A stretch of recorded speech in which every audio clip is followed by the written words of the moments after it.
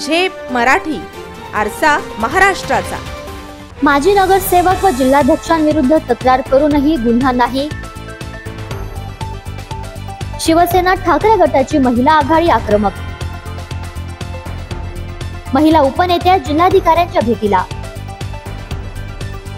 धुळे शहरातील फेरीवाला प्रश्नावरून काल 18 सप्टेंबर रोजी जिल्हाधिकारी कार्यालयात झालेल्या सर्वपक्षीय बैठकीत भाजपा आणि ठाकरे गटातील पदाधिकाऱ्यांमध्ये ओठावाद झाला।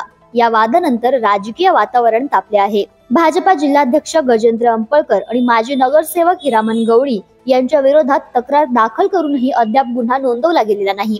त्यामुळे ठाकरे शिवसेना गटाची महिला आघाडी आक्रमक झाली आहे। आग्रा रोडवरील फेरीवाला प्रश्नावर झालेल्या बैठकीत शिवसेना उपनेत्या शुभांगी पाटील आणि भाजपा नेत्यांमध्ये जोरदार वाद झाला होता।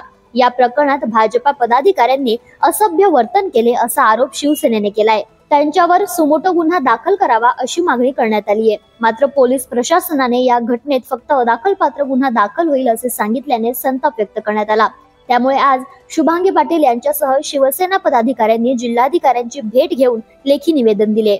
या निवेदनात शिवसेना कार्यकर्त्यांसोबत अयोग्य वर्तन झाल्याचे नमूद करण्यात आले आहे। दोषींवर कठोर कारवाई व्हावी अशी मागणी ठाकरे गटाने केली आहे। घटनेचे व्हिडिओ फुटेज उपलब्ध असून प्रशासनाने त्याची चौकशी करावी। सार्वजनिक शासकीय बैठकीत महिलांचा अपमान, दमदाटी आणि मारहाण होणे हा गंभीर गुन्हा असून प्रशासनाने तातडीने कारवाई करावी असेही निवेदनात म्हटले आहे। या घडामोडींनंतर पोलीस आता काय कारवाई करतात याकडे सर्वांचं लक्ष लागलं आहे। प्रतिनिधी कार्तिक सोनवणे, झेप मराठी, धुळे। अशाच वेगळ्या आणि ताज्या बातम्यांसाठी पाहत रहा झेप मराठी, आरसा महाराष्ट्राचा। संपादक प्राध्यापक अनिल चव्हाण, धुळे।